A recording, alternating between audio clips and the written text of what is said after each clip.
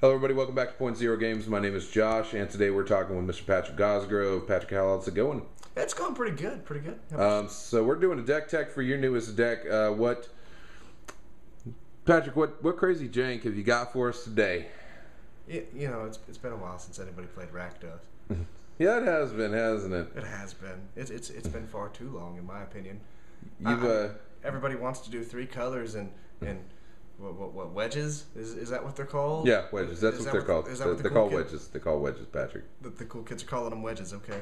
Well, I'm not a cool kid, so I'm gonna play 2 colors instead of 3. All right. So you got a Rakdos deck, and needless to say, this thing is fairly unconventional to what the meta currently is. Am I correct? Yeah. No, the meta doesn't like me, and I don't like it, so it's fine. All right. So let's take a look at the deck and see what we got going on here, man. Gladly. All right. Start us off. Let's go. All right, so we're going to start off with a playset of Generator Servants. He's a 2-drop. He's a little 2-1. I've actually swung for lethal with him because he was all I had, but he's actually there for my form of mana ramp. We don't have a lot of haste in the current standard, and I look to fix that. By sacrificing him, you add 2 mana. If you use that 2 mana to play a creature spell, they come in with haste, and that has a big part in this deck. We'll explain that here in a minute. Moving right on, we've got a 3 of Master of Feast. Why? Because he's a 5/5 body in the air with flying that can possibly come in hasted. That's a huge 3rd and or 2nd turn. Moving on. We've got Flamewake Phoenix at a 2 of, mainly here to hold a place. There's a lot of interactions that he has, though, so we'll come back to him. Just know that he's a fast little 2/2 flyer, gets in for damage, and that's what we need him to do. Moving on, we've got our first use that I've seen for Alesha, who smiles at death. One of my favorite cards out of Fate Reforged. She. Yeah. Legitimately first transsexual inside of Magic the Gathering. You know, aside from Ashiok. Sure. Well, not transsexual, but, whatever. Well, she's my girl. I don't care what anybody says. Right. So Alesha here costs 2 and 1 red, 3/2 body for first strike. All right, that's fantastic. What you really want off of Alesha is her ability, but we're going to cover that later. Moving on to part of the crux of the deck is Underworld Cerberus. All right, he's a big 6/6 that stops any type of graveyard interaction. Yes, please explain this, because nobody actually knows what the hell this card would do. Nobody plays this, Patrick. So, first and foremost, he's 3 in Rakdos. He's a 6/6, so he's automatically extremely efficient. He's very economic for your mana.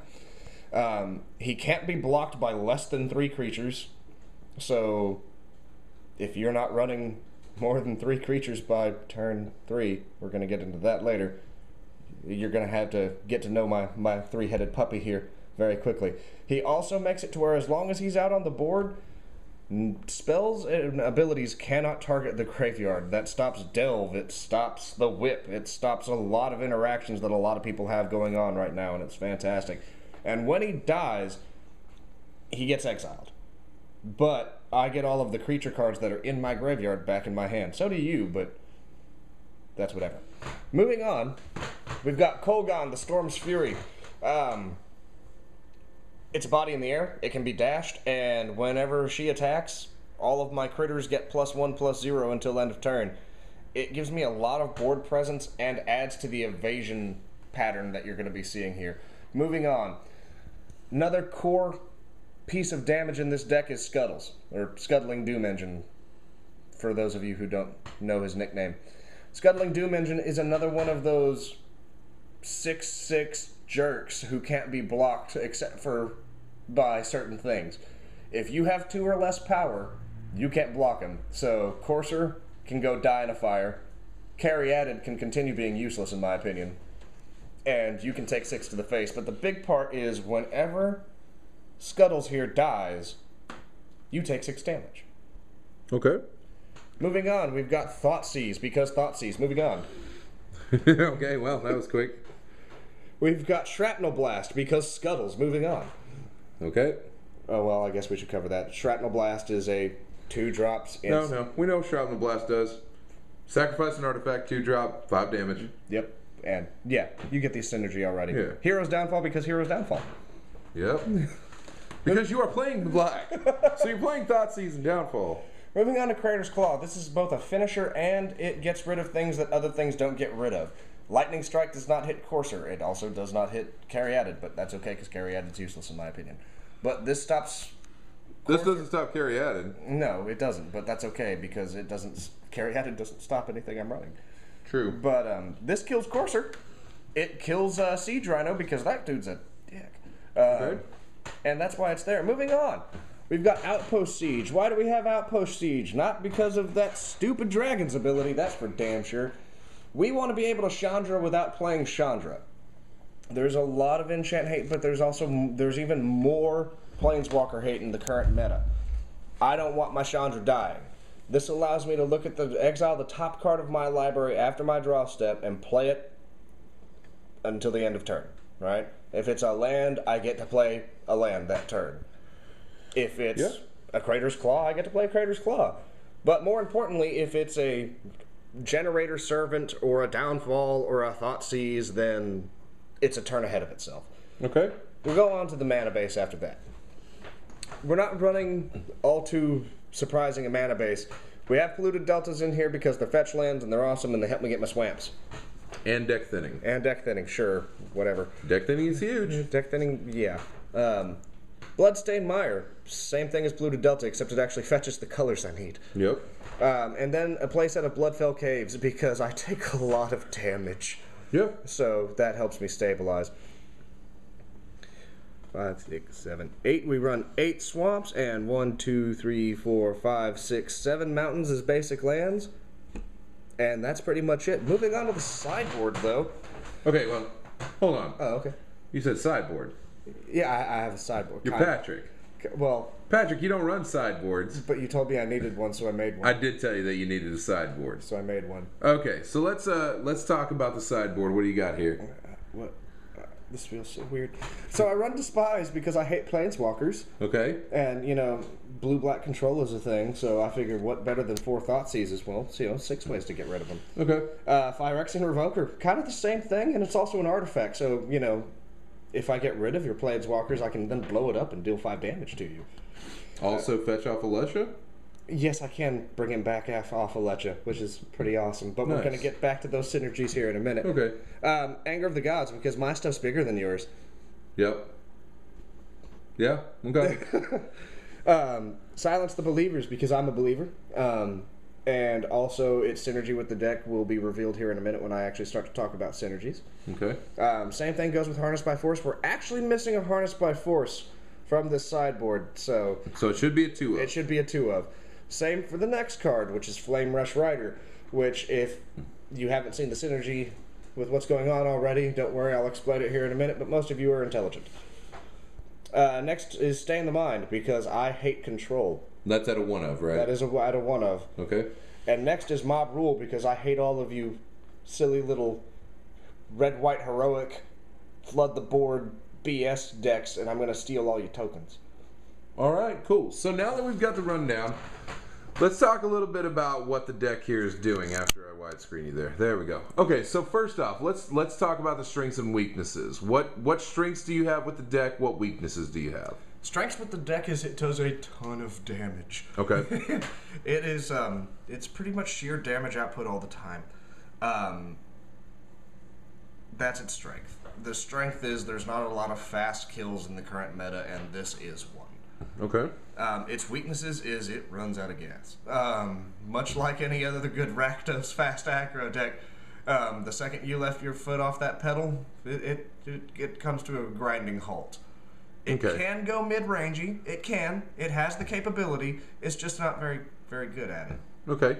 Let's talk about the overall synergy of the deck, because this deck relies so heavily on synergy. It really does. And we didn't really sit to explain how the plays and the synergies are working with this. Also, let's talk the general deck flow, and also any type of side-ins against whatever matchups you're looking at. Sounds good. Alrighty, so we're actually going to come back right up here. Okay.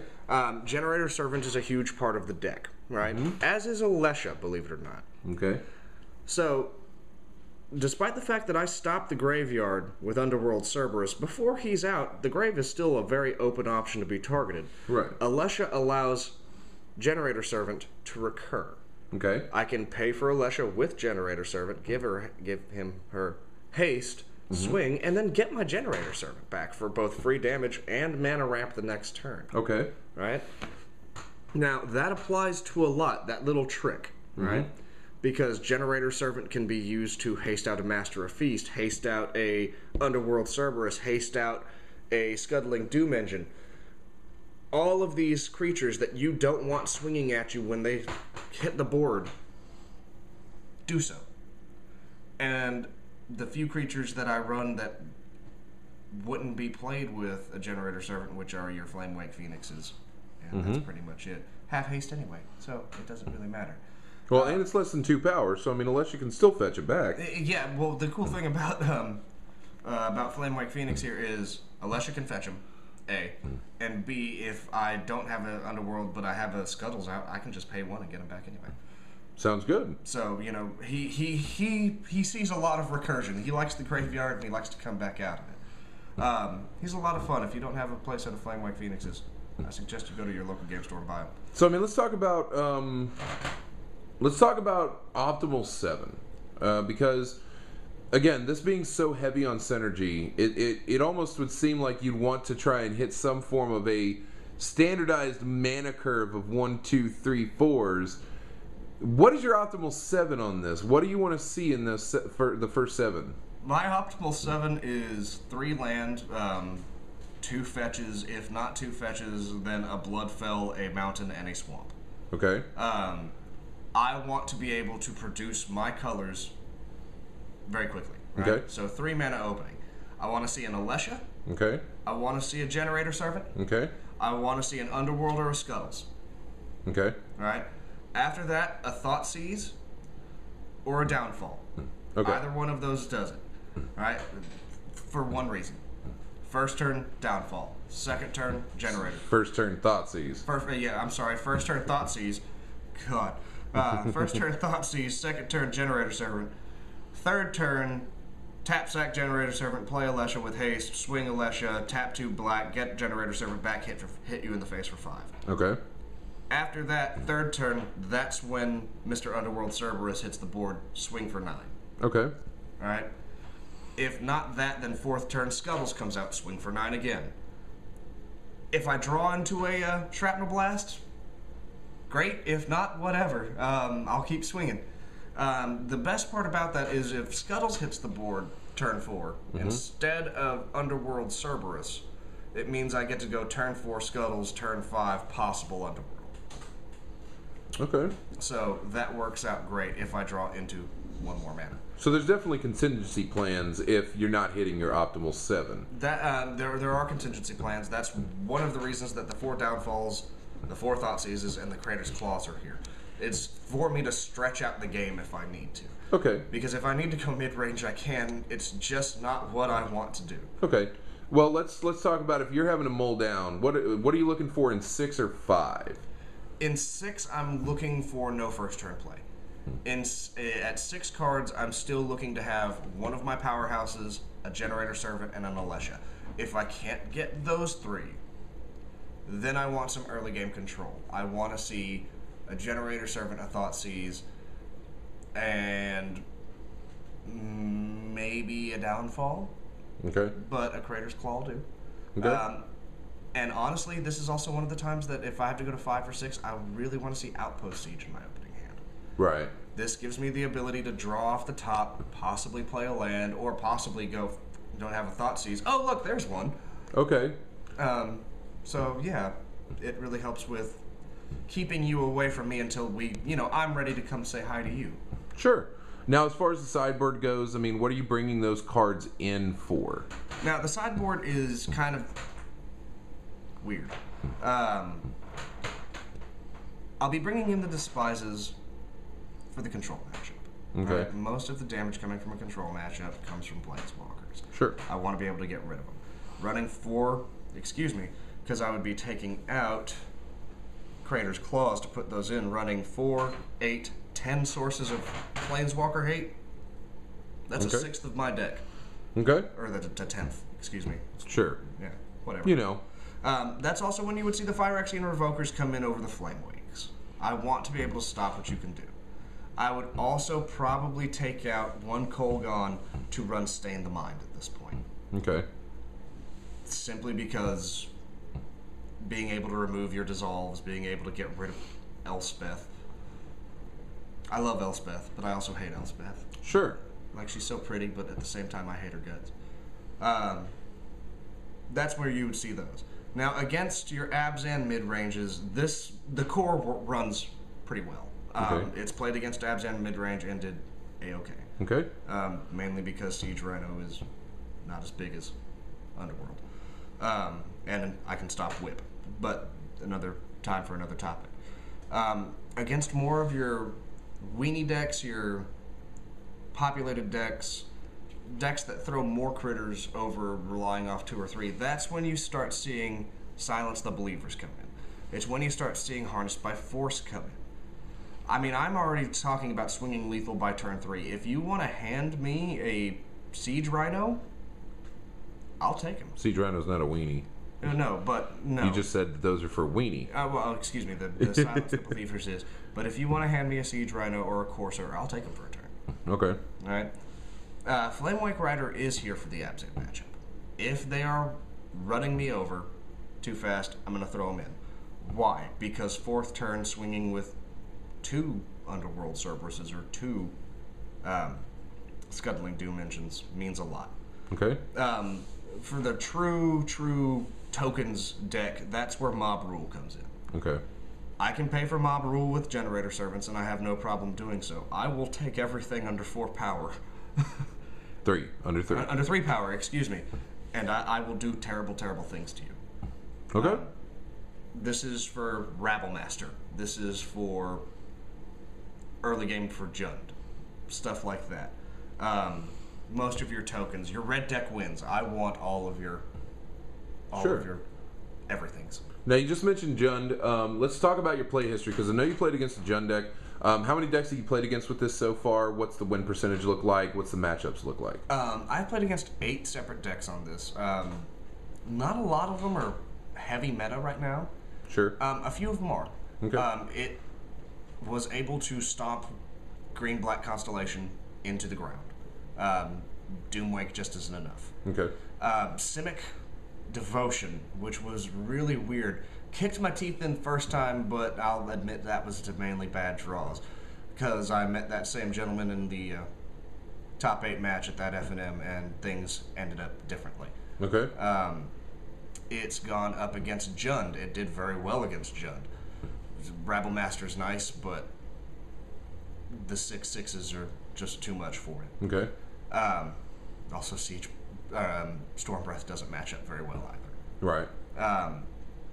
It's gone up against this weird Bant thing. Yeah. Yeah, I've heard about that weird band thing. There might be a link in the description below to a tapped out page for it. It's gone up against that, and that's about 50-50 on the Bant. Yeah, we've had some really good matches on those. It really is. Like, he's able to stabilize way faster than I can kill things. Thanks for third-personing me, Patrick. You're welcome. I don't know what to say to that. God, what else have I gone up against with this thing? Mono Blue Devotion. Don't know where that thing came from, but somebody played Mono Blue Devotion. Nice. And it went out very well. Other than that, its win ratio is around 70% right now, give or take, 2 or 3. It hasn't gone up against Blue-Black Control, and it has not gone up against Asper Control. That's 2 things that we need to get in there. It has matched up against Abzan, and it has a 50-50 win rate against Abzan right now. But I'm looking to solidify that a little harder with the sideboard. Other than that, thing works great. It's fun. It's funny. People have no idea how to react to it 90% of the time. And it's stupid cheap to make. Yeah, I mean, we're not... I mean, Thought Seasons and Downfalls and Myers and Polluted Deltas aside, I mean, so run the deck is fairly... Yeah, the deck is fairly inexpensive to be able to build. You could run Murderous Cut over to Downfall. You could run Despise over Thoughtseize. Now, the thing is, the stops delve. So Murderous Cut starts having a little less value. That's why you're not running it in the deck at the moment. Correct. But you could still end up using it if need be. Yeah. Yeah, yeah. I mean, or you could always splash white and run Banish Light. But that's it. And yeah, I hope y'all enjoy it. That's the Rakdos deck. Patrick, thanks for showing us this crazy jank. I'm hoping other people build this and check it out. Make sure you hit like, subscribe, comment down at the bottom, and we will see you guys later. This is Josh Williams, Point Zero Games, signing out. Scuttles.